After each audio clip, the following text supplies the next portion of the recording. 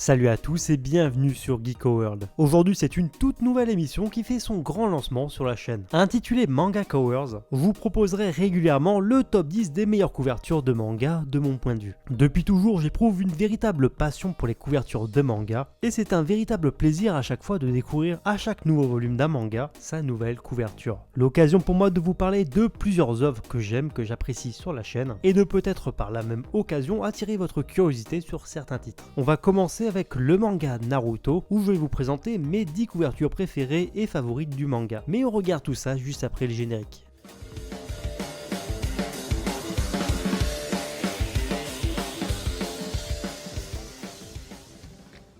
Avant de débuter l'émission, comme d'habitude, si vous aimez ce genre de concept, je ne peux que vous inviter à lâcher les pouces bleus. Plus il y a de pouces bleus, plus la vidéo sera mise en avant sur YouTube. Donc un grand merci à vous. Si ce n'est pas encore fait ou que vous n'avez pas encore franchi le pas, je vous invite également à vous abonner à la chaîne. C'est totalement gratuit et vous pourrez suivre toute l'actu manga sur YouTube. Et je rappelle que je suis également disponible sur Twitter et Instagram. Les liens sont à l'écran et en description. Commençons sans plus tarder ce premier numéro avec les couvertures du manga Naruto. Le choix était plutôt difficile parce qu'avec plus de 72 tomes au compteur, difficile de sélectionner seulement 10 couvertures qui m'ont personnellement beaucoup marqué. D'autant plus que pour moi Naruto est avec Dragon Ball, le manga qui a créé en moi justement cette passion pour le manga, et ce maintenant depuis des années. Et on commence déjà l'émission avec une couverture hors classement que je ne pouvais pas passer sous silence. Il s'agit de la couverture du premier tome du manga Naruto. Une couverture et un visuel que j'ai toujours trouvé symbolique, belle et colorée qui marque le début d'une grande aventure. Et faut pas oublier que c'est par là que tout a commencé, et franchement je la place vraiment dans le haut du panier. À la 10e place de ce classement, je vous propose